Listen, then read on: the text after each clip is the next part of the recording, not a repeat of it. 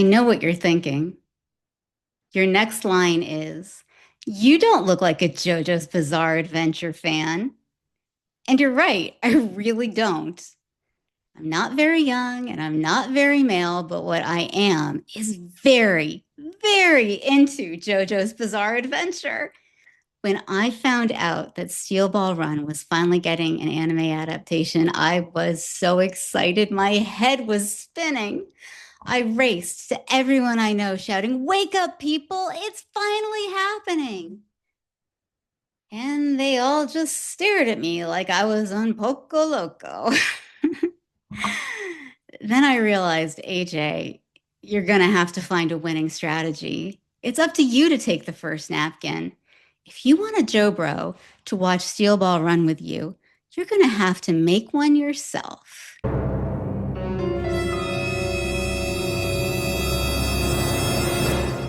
I'm going to attempt to convert my husband from a JoNo to a JoBro by doing a JoJo's Bizarre Adventure rewatch. And I'd like to invite everyone along for the ride, whether you are someone who has been there from the beginning or someone who is just a little JoJo curious. Or maybe you're a massive fan who has a friend or family member that you think could really benefit from hearing the gospel of Jonathan Joestar. This is for you. I thought that we would try a book club kind of format where every week we can watch and discuss one episode of the anime adaptation, going all the way back to Phantom Blood. Because we are not skippers in this household, okay? So, just a few things to get out of the way, a little housekeeping. First of all, I am a fan. I'm not an expert. I can tell you that Polnareff is a Sagittarius. I can't tell you his exact birthday. I can tell you that Araki likes to use fashion shoots as reference photos. I can't necessarily tell you what specific issue of Vogue that Johnny and Gyro poses from. Following on from that, I want this to be a really inclusive, welcoming place. I don't like gatekeeping. I don't like people who feel compelled to give you a pop quiz to make sure that you can sit with us.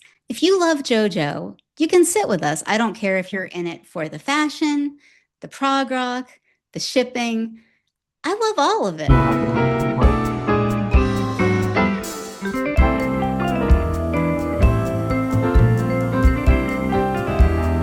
So please come hang out and just try not to harsh anyone else's buzz. That's all that I ask. And thirdly, a bit of a trigger warning, which is that I don't do trigger warnings. This is it, the only trigger warning you're going to get. And you kind of need one because, believe it or not, this cartoon is very adult. Bad things happen to good people. If you can think of something awful you've seen in some other form of media, I can tell you it will be in JoJo, only it'll be weirder and it'll make you more uncomfortable. So, with that in mind, let me bring out your JoNo, my husband, Mr. AJ. How about JoJo's Bizarre Adventure? Do you remember when you first heard those words in a sentence? Well, I was undoubtedly from you at some point. And it's kind of like asking, when you saw your first sunrise. It's true. I have been all but going door to door asking people, "Have you heard the good news about Jonathan Joestar?" But I think a lot of people could benefit. Um, Anywho, do you have any theories? Because you've never watched a single episode, have you? No, no, I imagine it is a bit like Scooby Doo, and there's like a dog who has a friend who's a stoner, and Velma. and the preppy one whose name I can't remember, but maybe there's a small nephew. I think it would be fun if anyone wants to contribute in the comments about who they think those roles would be in the JoJo verse. Um, yeah, so that's what you think I've been doing all this time, watching slightly more adult Scooby-Doo. Yes. It's not the Oh, anyway, worst guess I've heard. It's not the worst framing I could come up with for what this is. All right. So we are in fact going to go watch the first episode of part one, Phantom Blood, the least popular part of JoJo's Bizarre Adventure. I think this is often the way with a manga, an anime, a TV show, virtually anything. If you think of season one, that's not the best season. The writer is still figuring out the characters and the formula. But because of that, I think it's actually really exciting. You're watching somebody learn to skydive as they fall out of this plane. Um, and before we do go watch it, I am going to just give you a little bit of background on this extremely long running anime slash manga. So, honey, take yourself back to 1986.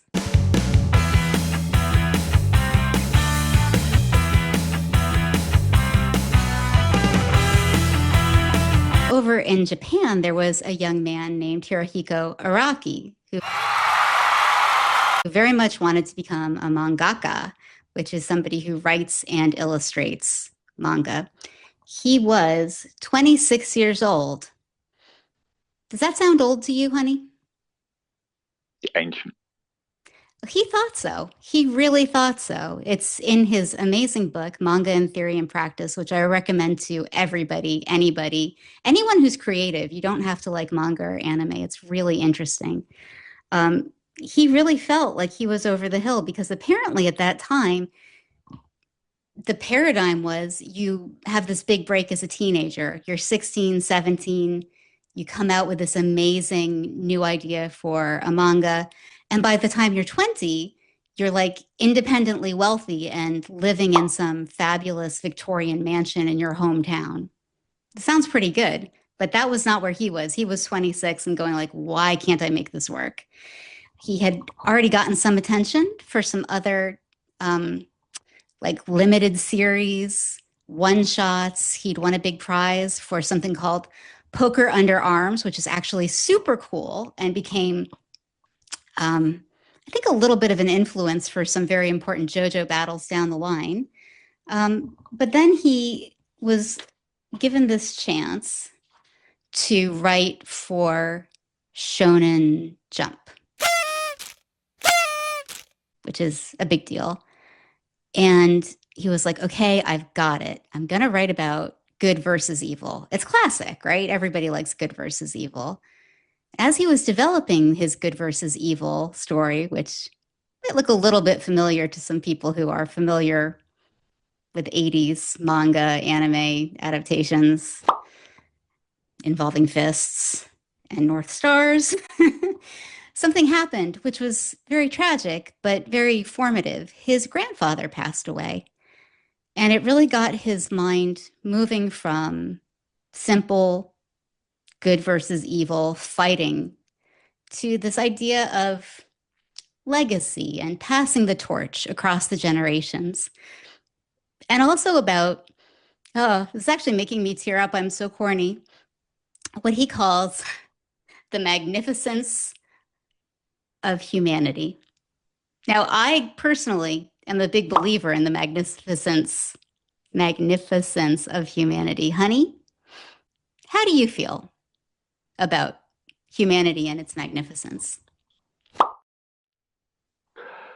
I think we part ways. Um, Slightly. on that, I'm one of life's cynics. I think humanity is multifaceted, but it Mm, can be magnificent. But Anyway, No, that's okay. You can say what you want to say. it's deep, honey. Okay. I'm Well, we'll leave it at that. fantastically superficial as an individual. That's always the first thing I tell people when I'm introducing them to you. Fantastically superficial. Um, It's, skin deep doesn't even scratch the surface. okay. This is one of the reasons that I'm not sure you're going to go for JoJo. Honestly, like this is a true experiment. You might like it, you might hate it. You might hate this season because a lot of people do. And then if I can make you keep watching it, you might love some of the later seasons. There's one or two in particular that I think are really for you. But leaving that aside, we now need to get a little bit more info just to center ourselves on the important themes that we're going to be dealing with, not just in Phantom Blood, although I'd argue that these are really Phantom Blood specific, but they also permeate the rest of the JoJo series. And the first question that I don't think that how you answer actually affects whether you're going to like JoJo's Bizarre Adventure, but it could color how you respond to aspects of it and the way it deals with these themes. So, okay, number one, fate or free will? Oh, that's a good one. I mean, they had those scientists who figured out that they could predict how a neuron in your brain is going to react. So, which kind of suggests against free will. But on the other hand, sort of like if one gets down to quantum mechanics, that's some weird shit, Caesar? which a lot of which depends on the observer. So, do I believe in fate or free will? I think that um, one has to go with the working assumption that free will exists, otherwise everything falls apart. But whether or not it actually exists, I don't know. Yeah, I mean, I don't think anyone knows, but I think a lot of people have very strong opinions. Personally, I believe very strongly in free will. It is who I am as an American. It's like that is a central thing for me. However, I also believe in karma, which is the accumulation of free will, possibly over countless millions of lifetimes, like countless decisions taken by countless souls over countless time. And when you add that all up, it can really look like fate. It can seriously look like fate.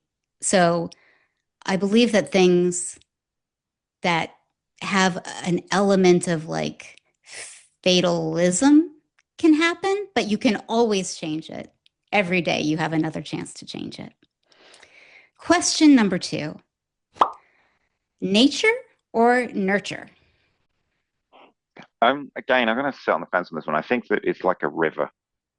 Um, Hmm. the river is there, and it can be moved to an extent. I mean, you can change its course slightly, or you put a flood barrier up, and you can stop it misbehaving to an extent.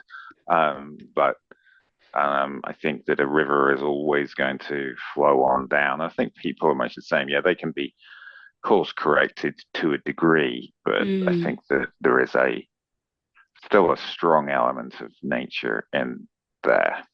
But I could be wrong. No, I mean, you came up with a really good steel ball run based metaphor, actually, um, for a particular part of steel ball run with a particular character for whom the nature versus nurture question is like a big debate. So that's really interesting.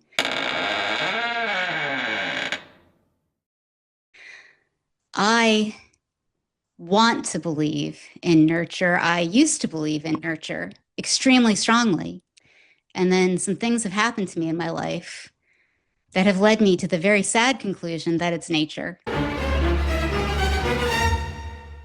Like, nurture is a tiny little toothpick, and nature is a great big stone that you are trying to carve David out of. And like, you can try, but I don't know. I don't know. But on the other hand, I remain hopeful. So With all of that, we shall now turn to our first viewing of Phantom Blood, episode one, the episode most likely to cause somebody to go, I'm never watching the rest of this. But if you can just push through, you might find that there are some diamonds down in that murky mine. All right, let's turn it up and go beyond.